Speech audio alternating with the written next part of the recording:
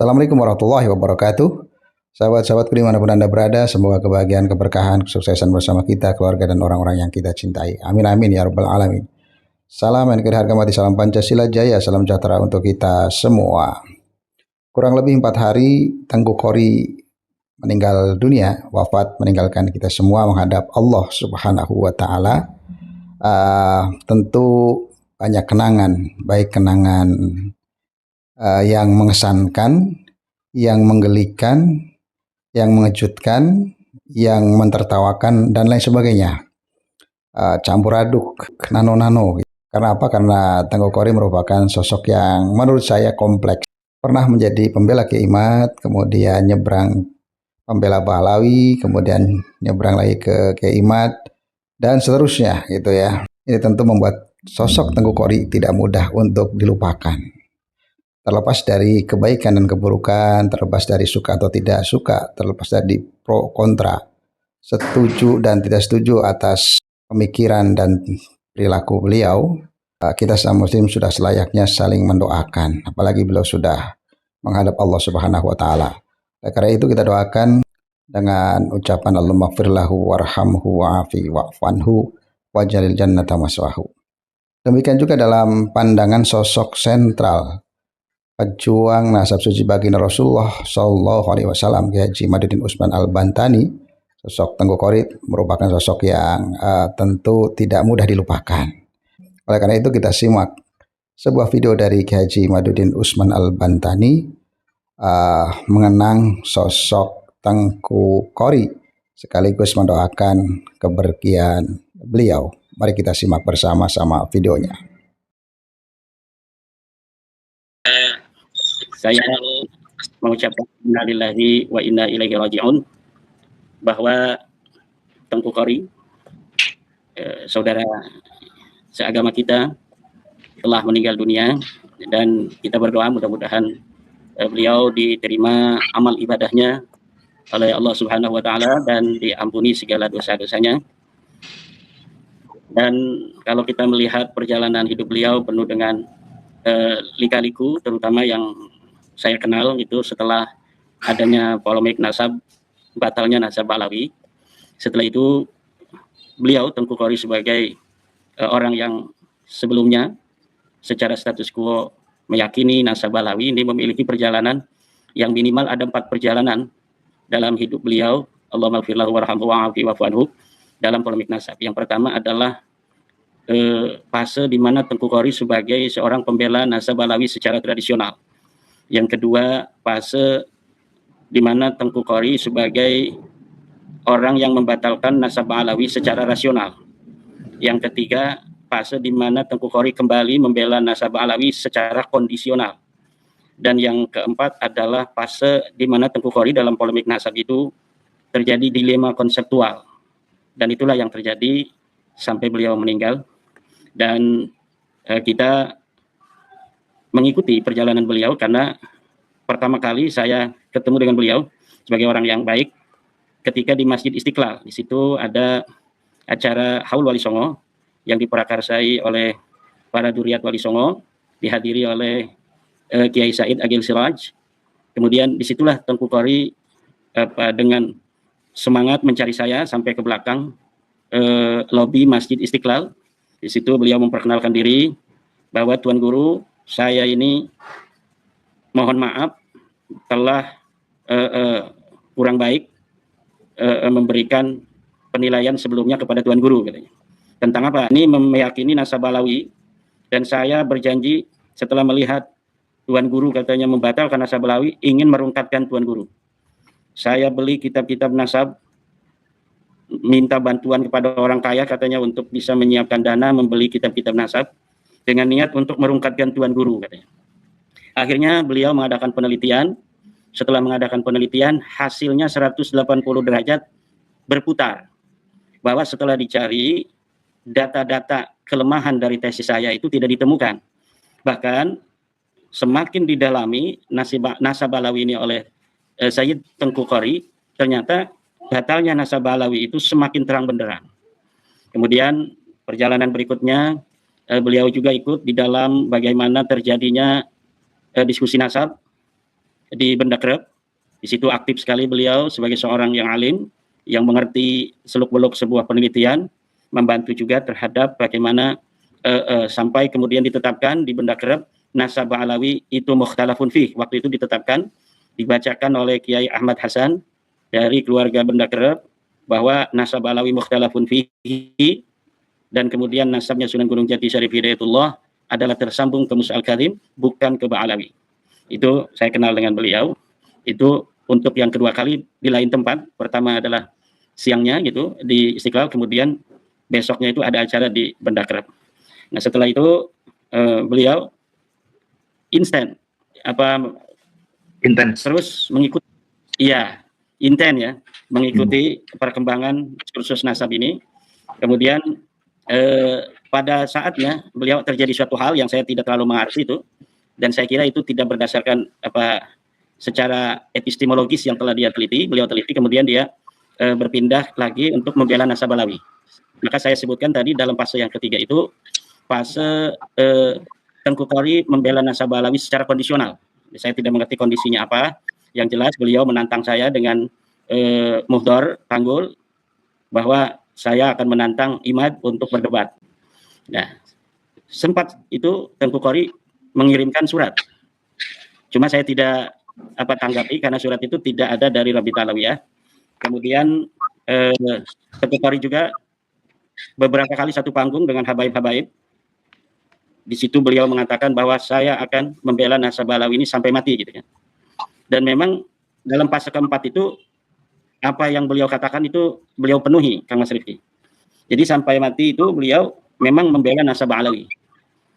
Nah, jadi dalam fase yang saya sebut sebagai tema konseptual itu adalah di mana beliau Al-Maghfurlah ini membela nasab Alawi dan siap untuk berdebat dengan saya tentang itu. Nah, tetapi Habib-habibnya dibatalkan gitu. Jadi maka saya sebut sebagai dilema konseptual. Jadi ada pemikiran yang saya kira itu dipengaruhi oleh kesalahan metodologis. Makanya saya pernah mengatakan kepada Kang Mas Rifki Zulkarnain, ini dalam satu sisi, Balawi-Balawi ini kalau mau berhadapan dengan Tengku Qori saja itu akan gugur semua. Karena basis metodologis dari mulai Abdurrahman Segaf ke bawah, dari Alwi ke bawah, itu memang sama sekali tidak ada. Dari Alwi ke bawah sampai menyambungkan kepada Sahih Mirbat, kepada Waqi Muqaddam itu sampai Mauladawilah itu tidak ada. Tidak ada dalil yang jika para habaib ini diskusi dengan Tengku itu akan patah semuanya. Tetapi dilema konseptualnya dari atasnya itu. Ketika dengan husnudzan Sayyid Muda Tengku Qori juga menerima kitab As-Suluk yang munfaridan yukhbiru bi anna li Ahmad bin Isa ibnan ismuhu Abdullah, yang sendirian mengatakan bahwa ada seorang anak Ahmad bin Isa bernama Abdullah. Sementara Sayyid Muda Tengku Qori ini mengetahui bahwa manuskrip-manuskrip As-Suluk itu berbeda-beda. Ada yang menyebut nama Abdullah, ada juga yang tidak menyebut nama Abdullah. Nah, apabila satu manuskrip itu diterima oleh Sayyid Muda Tengku Qori bahwa ada nama Abdullah, kalau dia berdebat dengan saya berikan manuskrip yang tidak ada nama Abdullah, itu sudah selesai. Tentang pembelaannya bahwa Ba'alawi secara umum itu tersambung, tapi habaibnya itu terputus. Nah, tetap ini dengan konsep Bani Mirbatnya beliau, bahwa tidak tersambung kepada Abdullah, itu para habib itu sendiri pun itu akan gugur. Nasab para habaib gugur hanya dengan konsep Bani Mirbat. Nah, disitulah saya kira seorang Tengku Muda Qori dengan segala kelebihannya dan kekurangannya sebagai manusia telah memberikan sebuah sebuah diskursus kepada halayak yang patut untuk kemudian dijadikan pertimbangan juga bagi siapa saja yang ingin, misalnya saya ingin untuk menjajal bagaimana kekuatan daripada tesisnya Sayyid Muda Tengku Qori tentang konsep Bani Mirbat itu. Nah, itu saya kira tidak akan bisa untuk dirobohkan jika menggunakan tradisi sumber daya, data-data dan dokumen yang dimiliki oleh Balawi. Tetapi ketika ke atas, ketika Sayyid Muda Tengku Qori dan mungkin murid-muridnya juga sudah ada yang mewarisi daripada konsep Bani Mirbat ini, ketika harus berhadapan dengan versi saya, maka itu akan rungkat juga. Nah, tapi kalau Balawi ini rungkatun fauqa rungkadin.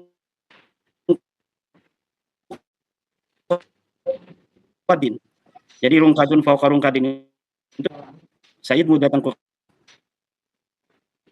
Balawi ini tersambung sebagai Ahmad bin Isa, keturunan Ahmad bin Isa. Nah, itu jadi dunia ilmu pengetahuan terutama masalah nasab Balawi ini patut berterima kasih kepada Tengku Muda Qori, baik itu dari kalangan Balawi, karena Tengku Muda Qori ini ketika membela Balawi luar biasa. Sampai ketika ada PWILS mengadakan acara pelantikan di Bekasi, beliau yang memimpin Kibin Kis. Itu menjadi pembela Balawi kan. Kemudian juga di atas panggung beliau bersama Balawi-Balawi itu dalam pidatonya luar biasa membela Balawi, juga menantang pribadi gitu. Ya. Dan itu sekali lagi prinsip saya itu apabila sebuah tantangan dari pribumi, di situ tidak ada tanda tangan daripada Rabita Alawiyah yang mempunyai kepentingan terhadap nasabnya, saya tidak terlalu menanggapi.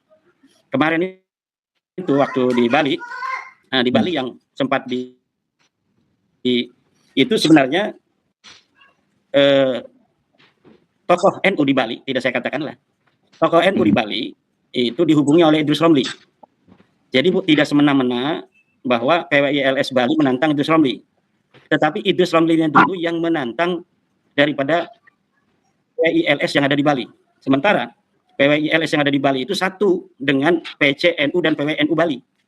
Jadi pengurus PCNU dan PWNU Bali ya sekaligus para kesepuhan dan para orang-orang yang setuju dengan pendapat bahwa Balawi ini bukan turun Nabi. Kemudian Idrus Romli, karena mungkin biasanya beliau itu berhubungan, menantang debat kepada kiai-kiai PCNU ini. Kemudian kiai-kiai itu menghubungi saya, ya apakah kiai bersedia untuk berdiskusi dan berdebat dengan Idrus Romli? Sangat siap, dengan syarat harus ditambah Taufik Segaf, Lutfi bin Yahya, Rizik Syihab, atau 3 orang ini tidak ada, perwakilan dari Rabita Alawiyah dengan surat mandat yang ditandatangani oleh Rabita Alawiyah. Dan kemudian sampai saat ini tidak ada berita kesiapan Idrus Romli untuk berdebat dengan saya.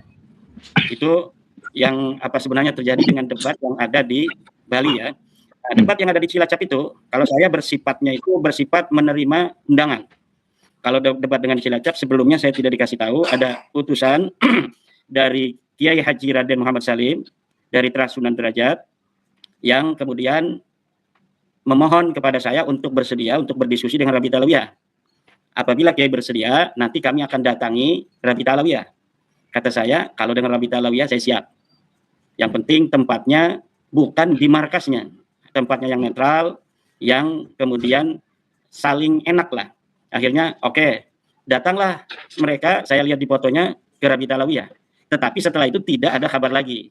Baru ada kabar ketika di beberapa channel YouTube ada dari perwakilan yang datang ke saya itu juga mengatakan bahwa Rabita Alawiyah sama sekali tidak mau untuk berdebat dengan Kiai Imad tentang nasab mereka. Ya udah, karena memang apa yang telah dijawab oleh mereka menurut mereka telah cukup, karena mereka seperti apa yang telah dibacakan oleh saya dalam podcast yang lalu bersama Kang Mas Rifki Zulnain, bahwa Rabita Alawiyah itu telah membuat surat jawaban resmi ditandatangani oleh Maktab Daimi bahwa nasab mereka itu sahih berdasarkan kitab Abnaul Imam fi Misra wa Syam yang telah terbukti sebagai kitabun manhulun muzayyafun, kitab palsu yang telah terbongkar kepalsuannya, dibuat bukan oleh ulama yang ada di abad kelima, tetapi dibuat oleh Yusuf Jamal yang baru 2 tahun kemarin meninggal dunia. Nah, demikian komentar pandangan Kiai Haji Madudin Usman Al-Bantani terhadap sosok Tengku Qori atau Tengku Oktiva bin Tengku Abdurrahman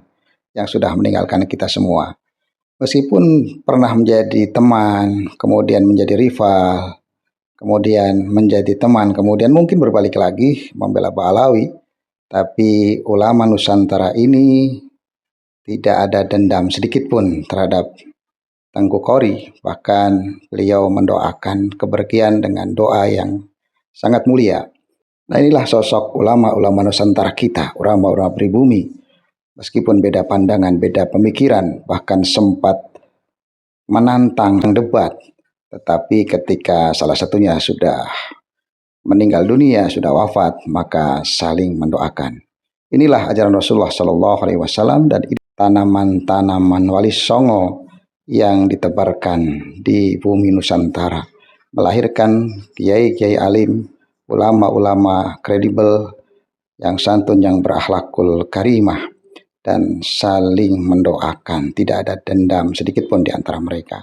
Ini yang patut kita contoh, yang patut kita teladani. Jangan sampai perbedaan pendapat, perbedaan pemikiran menyebabkan kita saling bermusuhan. Apalagi salah satunya sudah menghadap Tuhan yang Maha Kuasa. Kita kembali, sekali lagi kita doakan semoga almarhum, al-maghfurlah, Tanggo Kori diterima amal ibadahnya, diampuni segala khilaf dan dosanya, disabarkan keluarganya, dijadikan putra-putrinya solih dan solihah, dan terus dikenang kebaikan-kebaikannya. Ini saja, semoga bermanfaat. Assalamualaikum warahmatullahi wabarakatuh.